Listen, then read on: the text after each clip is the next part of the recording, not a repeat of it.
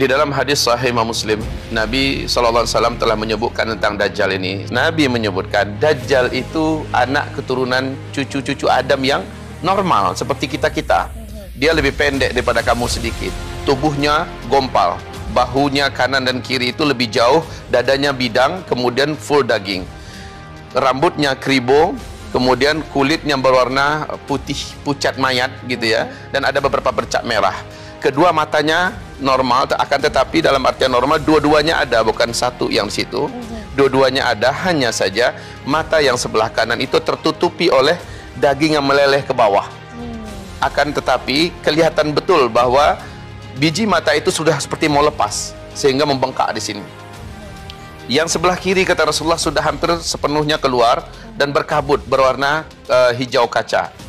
Rasulullah menyebutkan lehernya lebih panjang daripada leher kalian sedikit, kemudian bahunya mereng, kedua jempol kakinya saling berdekatan, dua mata kakinya saling berjauhan. Dia memiliki kemampuan yang menyebabkan seluruh ahli-ahli sihir, para dukun-dukun satu bumi akan sujud menyembahkannya dan menuhankannya. 2/3 penduduk bumi nanti akan sujud menyembahnya. Dia datang membawa fitnah yang teramat sangat dahsyat. Jadi ada fitnah Dajjal, ada fitnah Masihid Dajjal. Mesti dibedakan ini. Kalau fitnah Masihid Dajjal, ini adalah menjelang kemunculan Dajjal. Ada beberapa kekuatan gelap yang menguasai bumi ini, yang menyebabkan banyak terjadinya pemurtadan di muka bumi dan kekacauan dalam bentuk yang sangat mengerikan. Dan kekacauan itu semakin mendekat. Makin dekatnya Dajjal keluar, maka semakin dekatlah, makin besarlah bentuk kekacauan itu. Saya ibaratkan dengan meteor yang akan menghantam bumi. Menjelang meteor itu semakin mendekat, maka semakin banyak petaka-petaka di bumi ini yang akan terjadi, baik petaka alamnya, petaka teknologinya, segala macamnya. Apalagi fisik meteor itu betul yang nanti menghantam bumi kita, luar biasa, menyebabkan semua teknologi akan musnah secara total. Nah, tanda-tanda kemunculan Dajjal ini dalam hadis Sahih Muslim tegas Nabi mengatakan. Hadis ini diceritakan oleh Fatimah binti Qais saat pertemuan Rasulullah SAW dengan seorang Nasrani yang akhirnya masuk Islam. Dia, hadis ini digelari dengan hadis Al-Jassasah. Seluruh ulama ahli hadis pasti kenal dengan hadis ini. Jadi Rasulullah SAW menyebutkan di dalam hadis itu bahwa seorang lelaki gompal yang sedang terikat dengan rantai besi yang teramat besar dan berat di sebuah pulau di tengah laut Yaman. Laki-laki ini kata Rasul dialah Dajjal. Tamim Ad-Dari yang berjumpa dengan laki-laki itu dengan 20 awak kapalnya, ditanya oleh laki-laki ini, apakah di Arab sudah muncul seorang lelaki yang mengaku sebagai nabi terakhir namanya Ahmad atau Muhammad? Tamim Ad-Dari menjawab, sudah. Apakah kalian beriman kepadanya? Tanya laki-laki itu. Sebagian kami ada yang beriman kepadanya, sebagian tidak. Beruntunglah yang beriman dengannya. Sebaiknya kalian beriman kepadanya. Kata laki-laki yang terikat itu, yang ternyata dia adalah Dajjal.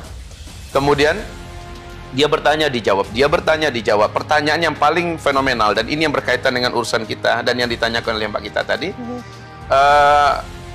Tanda-tanda kemunculan yang terbesar adalah Dajjal ini bertanya, kalian kenal nggak dengan mata air Zughar? Tamim Ad-Dari menjawab, kami kenal. Apa yang ingin kau tanyakan? Masihkah mengeluarkan air mata air tersebut? Tamim Ad-Dari mengatakan, air tersebut dari mata airnya masih banyak. Sebentar lagi mata air itu akan berhenti dan kering.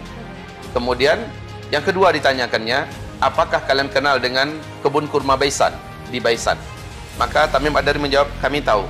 Apanya ingin kau tanyakan kepada kami? Maka Dajjal ini berkata, apakah masih berbuah? Buahnya banyak. Saat ini sedang lebat-lebatnya buah. Sebentar lagi akan berhenti berbuah. Kata laki-laki ini, yaitu Dajjal. Kemudian dia bertanya, apakah kalian tahu dengan Danau Tiberias? Ya, Buhairah Tabariyah. Tamim Ad-Dari menjawab, kami kenal dengan danau itu. Tentang apa yang ingin kau tanyakan berkaitan dengan danau itu? Dajjal ini bertanya, apakah airnya masih banyak? Tamim Ad-Dari menjawab, sekarang airnya banyak dan tidak berkurang sedikit pun. Lihat saja, sebentar lagi airnya akan mengering. Bahasa-bahasa Dajjal ini ternyata mengisyaratkan, kata Rasulullah, itulah dia tanda-tanda Dajjal akan keluar. Pertama, mata air Zughar. Ini berdekatan dengan Danau Tiberias langsung. Mata air Zughar setelah beberapa tahun ini tidak berair 100%. Tidak mengeluarkan lagi airnya. Yang kedua, Danau Tiberias. Danau Tiberias ini letaknya di Israel. Satu tanah yang dijajah oleh bangsa Yahudi ini dari negeri Palestina, dan itu yang tersubur, yang terbaik. Sumber air satu-satunya bangsa Yahudi di Israel itu hanya dari Danau Tiberias. Mereka tidak punya sungai, mereka tidak punya mata air yang lain kecuali hanya dari danau ini. Dan danau ini sejak bumi terbentang tidak pernah susut airnya. Masya Allah, sejak tahun 2003, tolong dibaca nanti dalam kitab Ensiklopedia Akhir Zaman oleh Syekh Dr. Muhammad Ahmad Al-Mubayyad, disebutkan hadis yang sangat jelas dan fakta yang ada di Danau Tiberias di Israel hari ini. Sejak 2003 sampai 2013, hanya dalam rentang 10 tahun saja, Danau Tiberias yang permukaannya dengan dasar itu kedalamannya hanya 45 meter ya, telah susut 16 meter. Artinya lebih 30% menyusutnya. Itu 2013. Sehingga 2012 secara resmi pemerintahan Israel mengumumkan di televisi nasional mereka kepanikan global, kepanikan nasional, bahwa sumber air satu-satunya buat mereka yaitu Danau Tiberias terus mengalami penyusutan. Akhir 2015 danau ini bagian yang paling menonjol dari dasar setelah kelihatan seperti pulau kecil di permukaan. Maknanya apa? Semakin menyusut.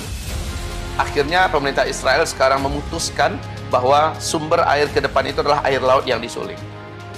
Ya, artinya danau ini juga sudah betul-betul sudah mengalami masa yang disebut oleh Rasulullah dalam hadis ini. Ketiga adalah kebun kurma Baisan. Kebun kurma Baisan ini letaknya di perbatasan antara Yordania dengan Palestina.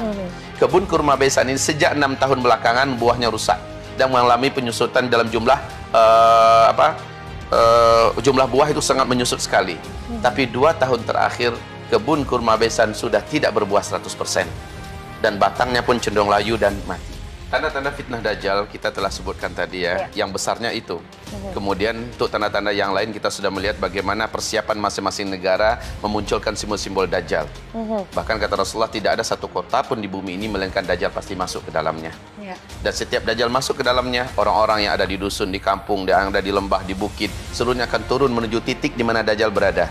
Dan mereka saat itu sudah butuh dengan Dajjal. Mereka saat itu sudah sangat merindukan kedatangan Dajjal. Manusia di bumi merindukan kedatangan Dajjal. Wahai, kenapa?